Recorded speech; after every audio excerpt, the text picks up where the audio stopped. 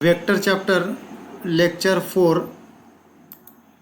तर ह्या vector चॅप्टरमध्ये lecture 4मध्ये आपण सेक्शन फॉर्म्युला, तर या सेक्शन फॉर्म्युलामध्ये आपण section formula for internal division. तर हा इंटरनल डिव्हिजन, आता सेक्शन फॉर्म्युला दोन आहेत, एक एक्सटर्नल डिव्हिजन आणि एक इंटरनल डिव्हिजन, हे आपण पाहणार आहोत. तर सुरुवातीला आपण section formula for internal division काय, आता आपण इथं कन्सिडर करायची की लाईन सेगमेंट. आता इथं पॉईंट ए आणि पॉईंट बी दिलेला आहे. तर कन्सिडर करायचं की point A and point B any two point in a space and R B the point on the line segment A B dividing in the ratio m:1, then r vector equal to mb vector plus na vector divided by m plus n. म्हणजे इथं a आणि b हे point जर स्पेसमध्ये असतील तर r हा point A B line सेगमेंटला इंटरनली डिवाइड करतो आणि त्याचा रेशो काय आहे, m:n आहे. तर position vector of r is mb vector plus na vector divide by m plus n. हे आपल्याला प्रूव्ह करायचं आहे. तर प्रूव्ह करत असताना सुरुवातीला काय म्हणायचं आपण, आर इज ए, बघा इथं R is a point on the line segment A B. आता हा पॉईंट ए बी लाईन सेगमेंटवरती असेल, इंटरनली असेल, तर यांची दरम्यानता किंवा इन बिटवीन आपल्याला लिहिता येईल ए आर बी. आणि A R vector and R B vector are in same direction, म्हणजे एकाच डायरेक्शनने असतील. ते मग डायरेक्शनने असतील तर आपल्याला लिहिता येईल की A R vector divide by R B vector equal to M divide by N. So आता इथं हे रेशो लिहिला आपण, तर याने मल्टिप्लाय करायचं, म्हणजे N A R vector equal to M R B vector. As M R B vector and N A R vector have same magnitude and direction, म्हणजे त्यांची मॅग्निट्यूड पण सेम आहे आणि डायरेक्शनसुद्धा सारखी आहे. मग therefore M R B vector equal to N A R vector. मग आता इथं आर बी वेक्टर आहे आणि ए आर वेक्टर आहे. तर इथं आर बी वेक्टर, बघा इथं आर बी वेक्टर म्हणजेच काय, O B vector minus O R vector. त्याच पद्धतीने ए आर वेक्टर म्हणजेच O R vector minus O A vector. आता ओ ए वेक्टर याला position vector A, O R vector position vector R आणि O B vector position vector B, हे आपल्याला टाकायचे आहेत तिथं. बघा ओ बी वेक्टर म्हणजे बी वेक्टर आणि ओ आर वेक्टर म्हणजे R vector. O R vector म्हणजे आर आणि ओ ए वेक्टर म्हणजे ए वेक्टर. तर नेक्स्ट काय भेटणार बघा, आपल्याला इथं पोझिशन वेक्टर टाकलेले आहेत त्यांचे, म्हणजे हा आर बी वेक्टर आहे, त्याचा position vector B vector minus R vector, आणि हा आर ए आर वेक्टर आहे, त्याचं पोझिशन वेक्टर काय आहे, R vector minus A vector. आता इथं ह्या दोघांनी मल्टिप्लाय करायचं. मल्टिप्लाय केल्यावर तुम्हाला बघा इथं मल्टिप्लाय केलं की आपल्याला हे भेटणार आहे. आता इथं ज्या टर्ममध्ये आर आहेत त्याला एका साईडला घ्यायचं. बघा हा मायनस असेल तर आर एच एसला प्लस होईल आणि हा मायनस असेल तर इकडं प्लस होईल. बघा ह्या पद्धतीने. मग इथून आर कॉमन काढायचा, M plus N multiplied by R vector. Therefore R vector equal to, हा मल्टिप्लाइड इकडनं डिवाइड झाला, M B vector plus N A vector divide by M plus N. This is the section formula internal division. मग याच्यात notes लिहिता येईल आपल्याला. If A point B point and R divide the line segment AB in the ratio m:n, then आता हे R point ह्या AB line सेगमेंटला divide करत असेल आणि त्याचा रेशिओ जर m:n असेल तर आपल्याला हा फॉर्म्युला ह्या पद्धतीने लिहिता येईल, I इक्वल टू 1 2 3. त्यानंतर आहे mid point formula, second notes. If R point is the midpoint on the line segment AB, then m:n, so m:n equal to 1:1. म्हणजे हा मिड पॉईंट असेल तर A R equal to R B हे equal असतील आणि त्यांचा रेशोसुद्धा equal असणार आहे आणि तो 1:1 राहणार आहे.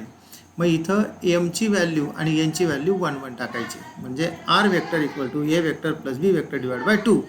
दिस is the mid point formula. त्यानंतर second section formula for external division. मग आता सेक्शन फॉर्म्युलासुद्धा एक्सटर्नल डिव्हिजन म्हणजे हा ए आणि बी हे पॉईंट स्पेसमध्ये असतील आणि आर ह्या पॉईंटने एक्सटर्नली ह्या लाईन सेगमेंटला जर डिव्हाइड केलं, एक्सटर्नली डिव्हाइड करतोय म्हणून याला section formula in external division म्हणायचं.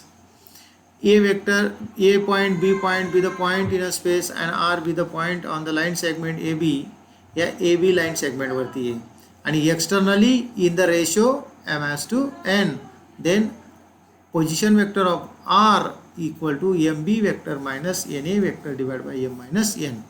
हा सेक्शन फॉर्म्युला एक्सटर्नल डिव्हिजन झाला.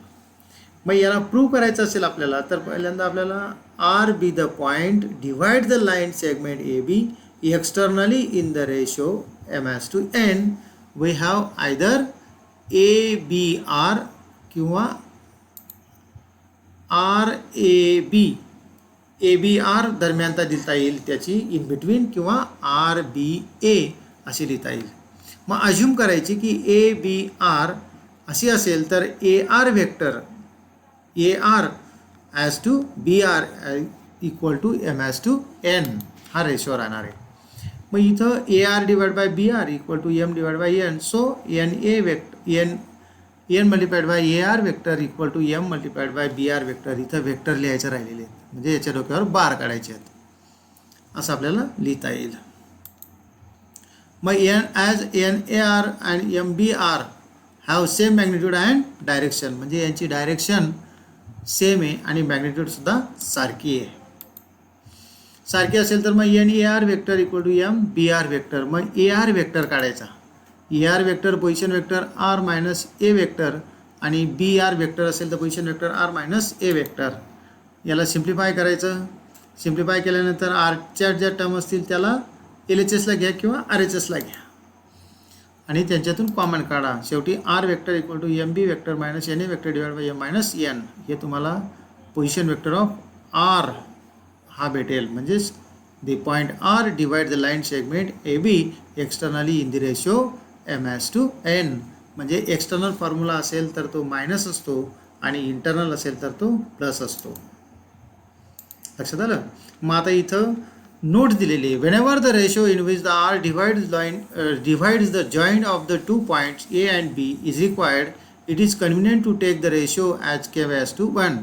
म्हणजे आपल्याला इथं आर हा डिव्हाइड करत असेल ए बी लाईन ए बी पॉईंटला, तर आपल्याला इथं रेशो हा मानून घ्यावा लागेल. तो काय k/1 असेल तर section formula in internal division काय असतो, म्हणजे एम आणि एनची व्हॅल्यू काय टाकायची k/1. If division is internal, plus असेल तर इंटरनल आणि मायनस असेल तर एक्सटर्नल. आता नेक्स्ट पॉईंट आहे, in a triangle ABC centroid G divides the median internally in the ratio 2:1 and is given by G vector equal to A vector plus B vector plus C divided by 3. म्हणजे हा triangle दिलेला आहे इथं बघा. हा triangle आपण घेतला आहे ABC. तर ह्या ABC ट्रायंगलमध्ये हा G हा जर सेंट्रॉइड असेल तर ह्या सर्व पॉईंटचे आपण पोझिशन वेक्टर पण लिहिलेले आहेत तिथं. तर मग ह्या G पॉईंटचे पोझिशन वेक्टर G काढायचं असेल तर A vector plus B vector plus C vector divide by 3 असा येईल तो सेंट्रॉइड फॉर्म्युला. त्यानंतर हे टेट्राहायड्रॉन. आता टेट्राहायड्रॉनला 4 व्हर्टायसेस आहेत ABCD आणि G हा जर सेंट्रॉइड असेल आणि सेंट्रॉइड असेल opposite triangle in the ratio 3:1. म्हणजे ट्रायंगल असेल तर 2:1 आणि टेट्राहायड्रॉन असेल तर 3:1 and is given by formula ज्याचा ह्या पद्धतीने होईल. Centroid of G is position vector G is A vector plus B vector plus C vector plus D vector divide by 3 या पद्धतीने येईल. त्या आता याच्यावर आपण प्रॉब्लेम बघू. बघा फर्स्ट एक्झाम्पल असं आहे, find the coordinates of a point which divides the line segment joining the point A and B. बघा इथं आता कोऑर्डिनेट्स फाइंड करायचे आहेत की जो पॉईंट AB ह्या लाईन सेगमेंटला डिवाइड करतो तर त्याचे कोऑर्डिनेट्स काय असतील. तर पहिला दिलेला आहे इंटरनली डिवाइड करत असेल तर त्याचा रेशो दिला आहे, एक्सटर्नली असेल तर त्याचा रेशो दिलेला आहे. मग सुरुवातीला आपण इंटरनली डिवाइड करत असेल तर त्या पॉईंटचे कोऑर्डिनेट्स काय असतील ते आपल्याला फाइंड करायचे.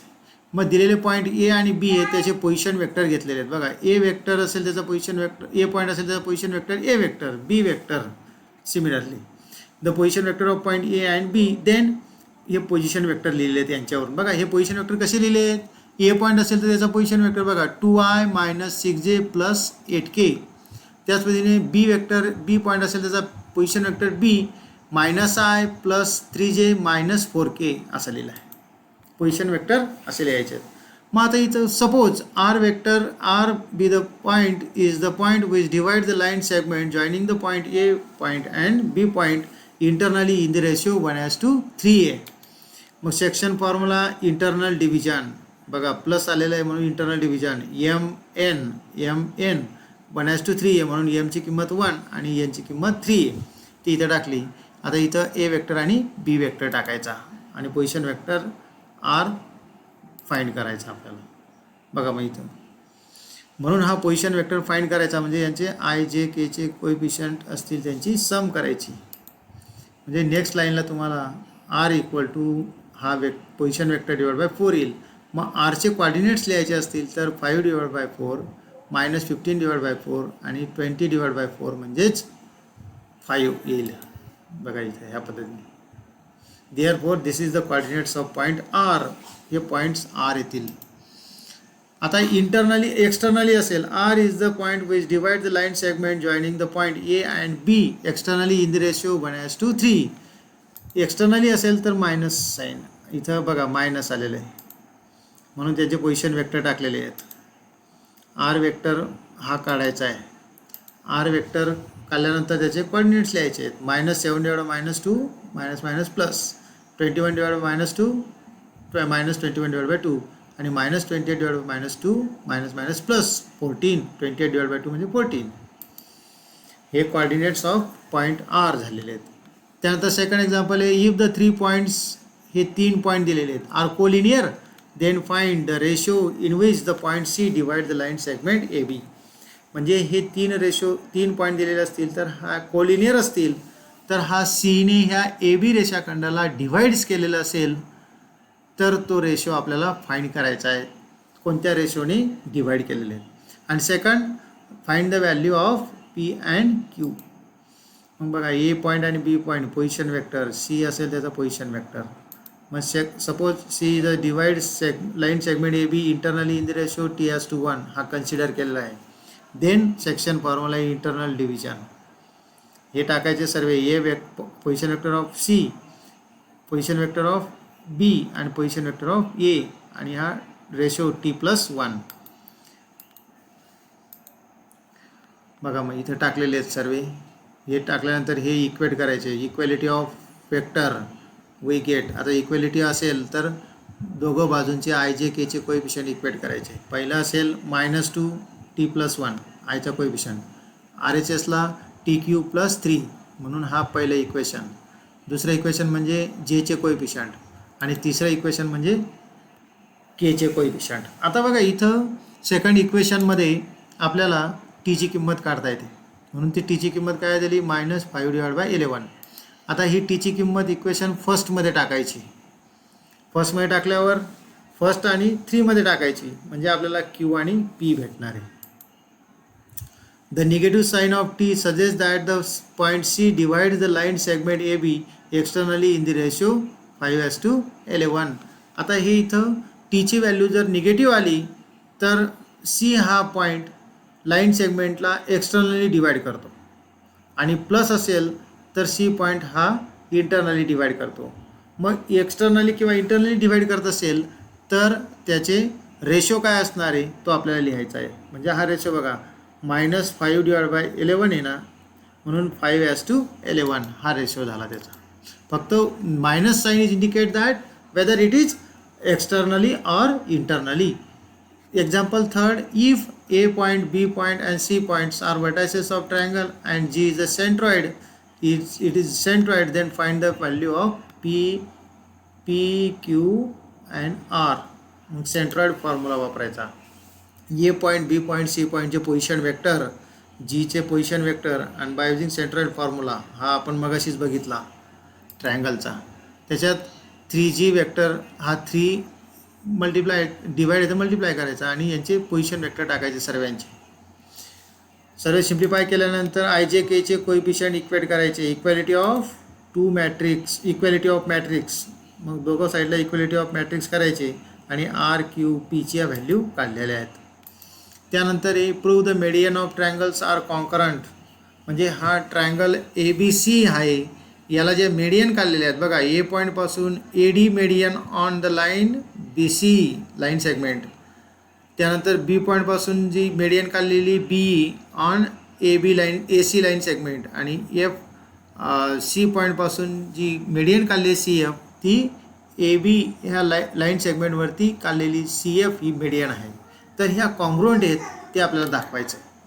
मग सुरुवातीला कन्सिडर करायचं की A B C be the point of vertices of triangle ABC and DEF be the midpoint of side BC, AC आणि AB respectively.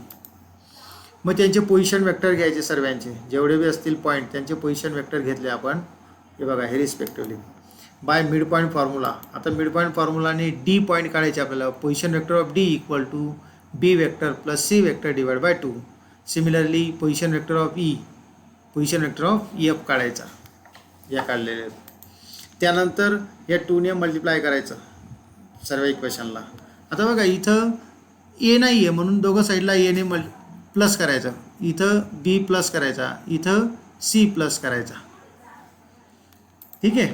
प्लस केल्यानंतर काय होईल बघा इथं आता या पद्धतीने ए vector plus B vector plus C vector, म्हणजेच हा सेंट्रॉइड फॉर्म्युला आहे. म्हणजे याच्याऐवजी 3G इथं 3G पोझिशन वेक्टर जी 3G टाकायचं, म्हणजे 3G टाकल्यानंतर आपल्याला इथं 3ने याला मल्टिप्लाय करायचं, डिवाईड करायचं. मल्टिप्लाय असेल तर डिवाईड, म्हणजे सर्वांच्या RHS ही जी येणार आहे आणि ते इक्वेट केलं आपल्याला तर आपल्याला हे भेटणार आहे बघा हे पद्धतीने.